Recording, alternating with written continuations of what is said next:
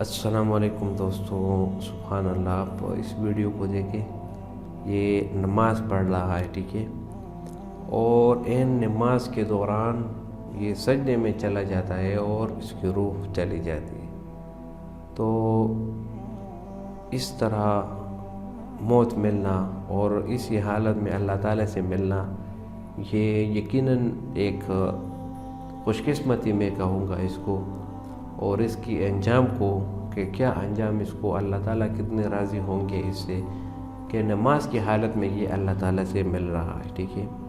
اور دوسری بات یہ ہے کہ حدیث میں آتا ہے کہ بندہ جب قیامت کے روز اٹھے گا تو جس حالت میں فوت ہوا ہوگا اسی حالت میں اٹھے گا، سبحان اللہ۔ تو یہ جب قبر سے اٹھے گا تو یہ اس وقت بھی نماز پڑھ رہا ہوگا، ٹھیک ہے۔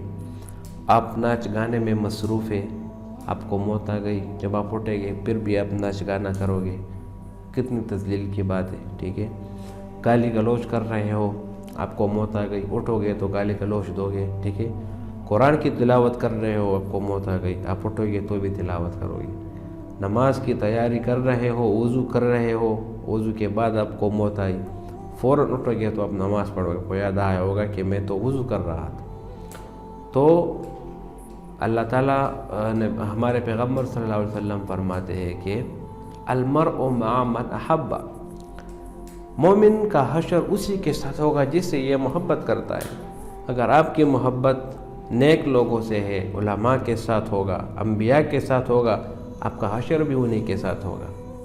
اور اگر آپ کی محبت ناچ گانے والے سے ہو، آپ کی محبت کسی ڈول ڈال والے سے ہو، اور اگر آپ کی محبت تکبر والے سے ہو، اور آپ کی محبت کسی ایسے بندے کے ساتھ ہو جو مزاروں کو سجدہ کرے، جو شرکیات کرے، اور جو ہر وقت ناچ گانے میں مصروف ہو، تو پناہ مانگیے ایسے انجام سے، اور دعا کرے اللہ تعالیٰ سے کہ ہماری آخرت، ہماری خاتمہ موت پر ہو۔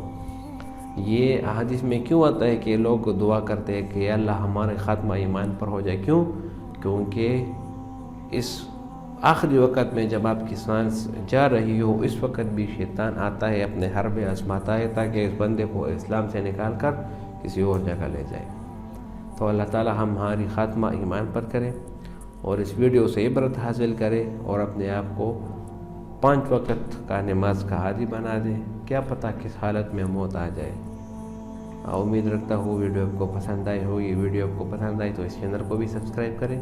بہت شکریہ۔